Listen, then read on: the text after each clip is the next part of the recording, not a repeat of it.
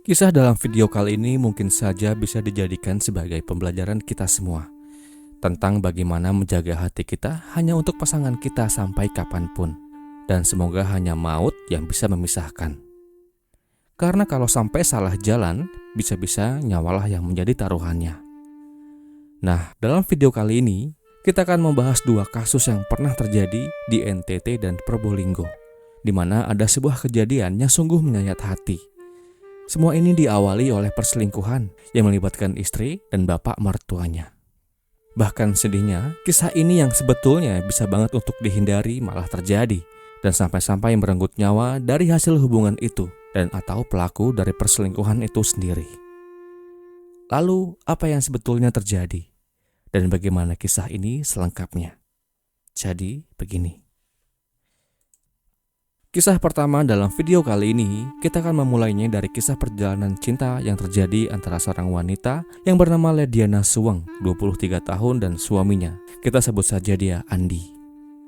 Lediana dan Andi bisa dikatakan pengantin baru di tahun 2019, yang kebetulan tidak disebutkan kapan persisnya acara pernikahan mereka dilaksanakan atau digelar. Kedua pasangan muda yang tinggal dan menempati sebuah rumah yang berada di desa Ponglengor, Kecamatan Rahong Utara, Manggarai, NTT ini menjalani masa-masa setelah pernikahan mereka dengan bahagia. Wajah berseri tampak terpancar dari raut dan gestur pasangan muda bahagia itu.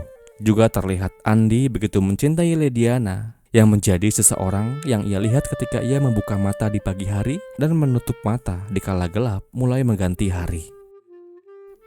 Berjalannya waktu, tibalah pada saat itu Andi harus kembali pada pekerjaan yang ia geluti. Sebuah pekerjaan yang tentu harus dan wajib ia lakoni demi terpenuhinya nafkah keluarganya. Saat itu dengan sebongkah harapan, Andi tinggalkan Lediana di kampung halamannya di Manggarai, NTT, untuk bekerja di sebuah perusahaan yang ada di Pulau Borneo, Kalimantan. Entah pekerjaan apa yang ia geluti di Pulau Kalimantan, dan namun yang pasti, Andi rutin mengirimkan dan menyisihkan uang hasil keringatnya hanya untuk istrinya di kampung halaman. Ya, walau kepulangan Andi lah yang mungkin saja Lediana tunggu-tunggu. Menjalani hubungan jarak jauh tidaklah mudah. Perlu kematangan mental dalam rangka menjaga hati masing-masing. Sebab siapa yang tahu dianya di sana lagi sama siapa dan lagi apa. Sejauh yang kita tahu, itu hanya kabar yang diberikan oleh pasangan kita. Nah, perlu banget yang namanya kejujuran. Hari Minggu 27 Januari 2019, seorang warga desa Ponglengor yang bernama Lazarus di malam jam 8 tengah berada di waktu santainya selepas aktivitas seharian. Ia sempatkan diri untuk duduk-duduk di sekitar rumahnya, yang kebetulan lingkungannya masih dipenuhi rumput-rumput, semak-semak berlukar dan pepohonan. Di malam yang belum larut itu, tanpa disengaja ia melihat seorang wanita yang tampaknya gak asing baginya.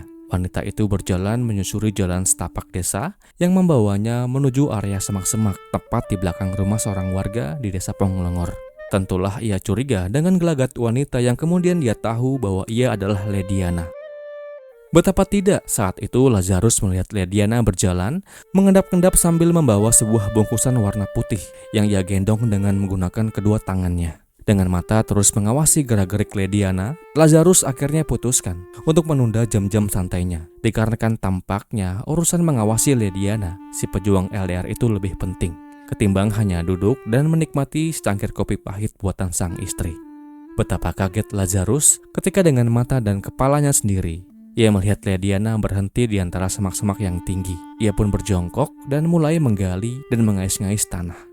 Pada saat itu Lazarus gak begitu yakin akan sesuatu yang terbungkus dalam kain putih itu. Dikarenakan setelah Lediana berhasil menggali dan mengais tanah, bungkusan putih itu ia pendam dan ia kubur. Setelah selesai melakukannya, singkatnya Lediana pun berlalu meninggalkan area semak-semak tinggi itu.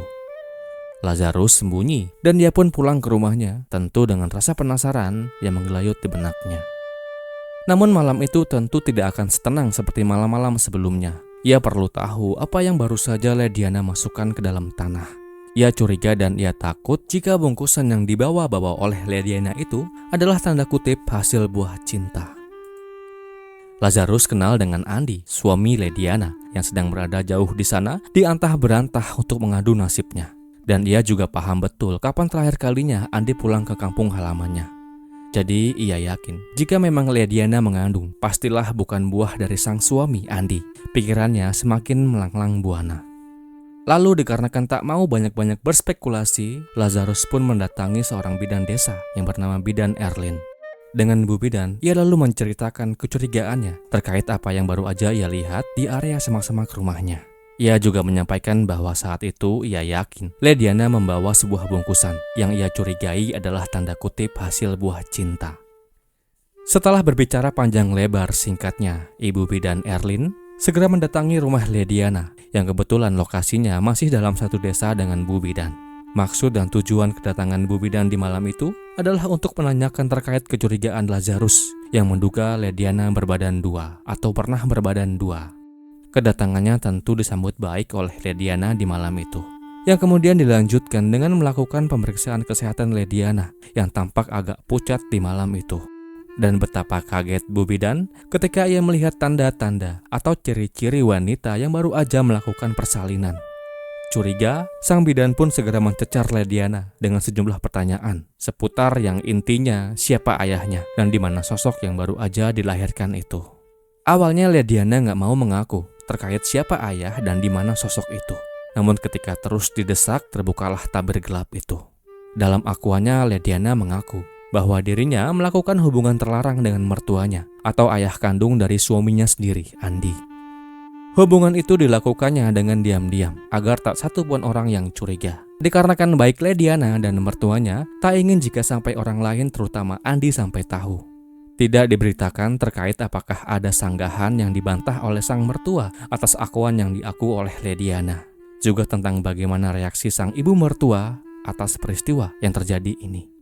Namun yang pasti, hubungan gelap itu telah membuatnya akhirnya berbadan dua. Dan Lediana berpura-pura seolah-olah ia tak berbadan dua.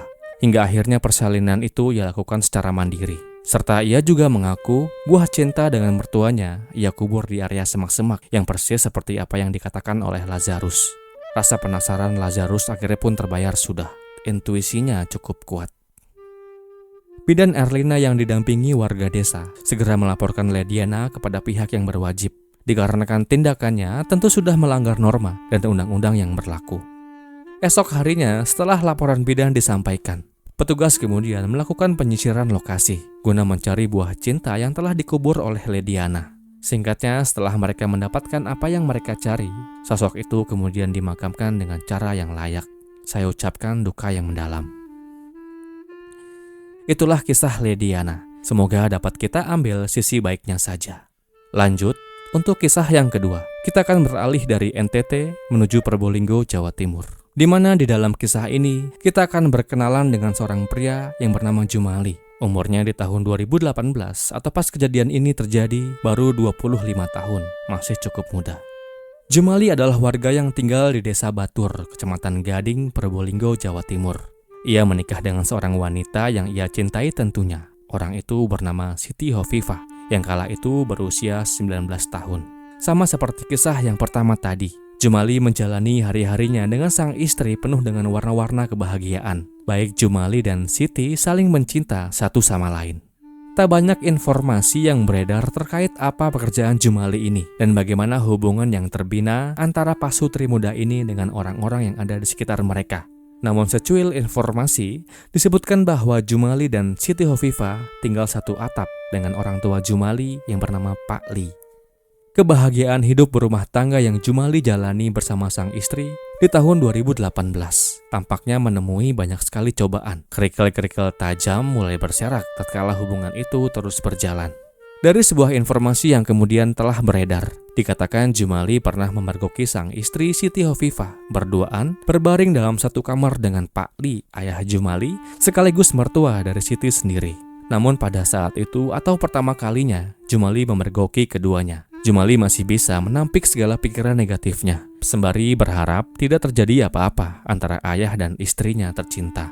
Namun tentu kesabaran itu ada batasnya. Dan betapa susah bagi Jumali untuk punya rasa sabar yang tak terbatas. Apalagi ketika ia kembali untuk kedua kalinya.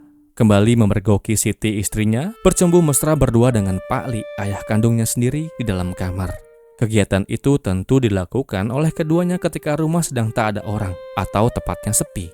Sehingga semakin leluasalah mereka bermain api. Entah apa yang mendasari Siti berbuat demikian. Padahal ia tahu dan padahal sang ayah pun juga tahu siapa mereka dan siapa Jumali.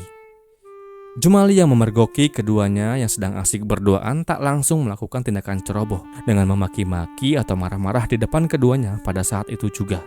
Namun Jumali lebih memilih tenang dan mencari waktu yang pas untuk mengorek keterangan dari sang istri.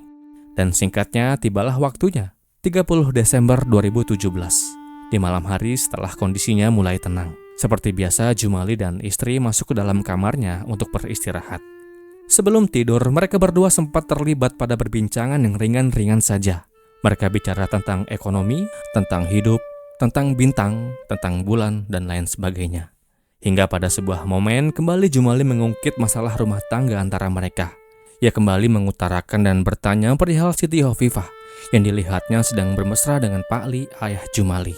Tentu sebagai suami atau kepala rumah tangga, Jumali berhak bertanya tentang masalah itu, dikarenakan Siti adalah istri Jumali dan wajib baginya untuk tahu ada apa di balik Siti dan Pak Li. Namun kala itu bukanlah jawaban yang pasti yang terlontar dari mulut Siti. Yang ada hanyalah sanggahan dan penyangkalan Siti. Cekcok pun terjadi di antara mereka. Jumali merasa bahwa dirinya telah dikhianati oleh Siti Hovifah. Jumali menduga adanya hubungan gelap yang terjalin antara istrinya dan ayahnya sendiri. Hal itu tentulah membuat hati Jumali remuk redam, hancur luluh lantah. Sedetik kemudian yang muncul adalah gelap mata. Tiba-tiba dengan gerakan yang mendadak, Jumali luapkan amarahnya dengan mendekati Siti dan mulai mencengkram Siti dengan sekuat tenaga. Jeratan kuat tangan Jumali yang mencengkram leher Siti begitu kuat. Dan hal itu yang kemudian menjadi penyebab Siti Hovifah tak kuasa menahan rasa sakit yang dia derita. Dan ia pun dipanggil Tuhan yang Maha Kuasa. Saya ucapkan duka yang mendalam. Mendapati Siti Hovifah istrinya telah terbujur kaku. Sontak membuat Jumali panik dan bingung mau diapakan tubuh itu. Tak mungkin baginya untuk menggotong-gotong atau mencampakkan dirinya di bawah jembatan dan atau membiarkannya terdiam dalam hutan yang sepi. Tidak. Jumali nggak mampu melakukan hal itu. Lalu tiba-tiba terbesitlah di benaknya untuk membuat semacam pengalihan atau propaganda yang menyebutkan meninggalnya Siti Hovifah disebabkan oleh penyakit yang telah lama ia derita. Kala itu Jumali menyebarkan kabar bahwa Siti telah meninggal akibat kanker yang ia derita. Dan sayangnya orang-orang yang ada di sekitar hidup Siti pun percaya dengan apa yang Jumali informasikan. Bahkan keluarga besar Siti pun dibuat yakin dan percaya atas kebohongan yang dibuat Jumali itu pada awalnya. Singkatnya, Siti Hovifah dimakamkan di TPU desa dengan prosesi yang layak. Isak tangis dan wajah kesedihan mengiringi kepergian Siti kala itu. Jumali pun sama, ia tampak terpukul atas berpulangnya Siti Hovifah. Untuk sementara, Jumali bisa bernafas dengan lega dikarenakan Siti telah dikebumikan. Tak pernah terfikir olehnya bahwa suatu hari nanti kejahatannya akan terbongkar. Hingga pada suatu hari, tepatnya di bulan Maret 2018, atau 3 bulan setelah Siti dimakamkan, keluarga Siti mulai merasa ada yang aneh dan janggal atas meninggalnya Siti. Si ibu yakin bahwa si putri Siti selama ini baik-baik saja, dan ia yakin Siti tidak pernah mengidap penyakit apapun yang pernah disampaikan Jumali sebelumnya. Dan dengan rasa curiga itu, kemudian keluarga besar Siti membuat laporan kepada pihak yang berwajib. Laporan diterima dan singkatnya dengan bantuan Polda Jatim, petugas kala itu melakukan proses ekshumasi di makam Siti untuk mengetahui apa sebenarnya yang membuat Siti kehilangan nyawanya kala itu. Benar saja, setelah proses ekshumasi selesai, petugas pun mendapatkan hasil yang sungguh mencengangkan. Disebutkan kala itu tidak ditemukan adanya jejak kanker di tubuh Siti. Lebih lanjut, petugas menemukan bekas memar yang melingkar di leher Siti. Kuat dugaan Siti dihilangkan nyawanya dengan sengaja oleh seseorang. Tidak mudah bagi polisi untuk meringkus pelaku dalam kasus ini. Butuh seenggaknya 1 tahun untuk berhasil menangkap pelakunya. Dan atas dasar bukti-bukti, alat-alat bukti, dan serta saksi, Jumali pun diamankan tanpa perlawanan di rumahnya. Dalam akuannya, Jumali mengaku, karena istri saya selingkuh Sama? sama orang tua. Baru ketahuan atau sudah lama? Kenapa? Baru ketahuan Iya, tidak lama. Sudah lama melakukan perselingkuhan itu. kelihatan mata kepala sendiri atau gimana, Mas? Iya, kelihatan sendiri. Kelihatan sendiri masih. Atau itu kelihatan? Iya. dengan bapak saya. Kandung. Iya, Sedang apa itu? Sedang masak, tidur atau apa? sedang tidur. Tidur. Kemudian Jumali terjerat dengan pasal 338 tentang penghilangan nyawa. Dan saat itu ia terancam dengan hukuman penjara seenggaknya 20 tahun. Namun kebetulan saya tidak mendapatkan update vonis yang diberikan kepada Jumali. Namun besar harapan saya, semoga hakim bisa memberikan hukuman yang pantas bagi Jumali. Nah, itulah dua kisah yang semoga saja bisa menjadi bahan pelajaran bagi kita tentang bagaimana kita menjaga hati kita, pandangan kita, agar langganglah hubungan kita yang kita sama-sama jalani. Amin. Dan kisah ini pun berakhir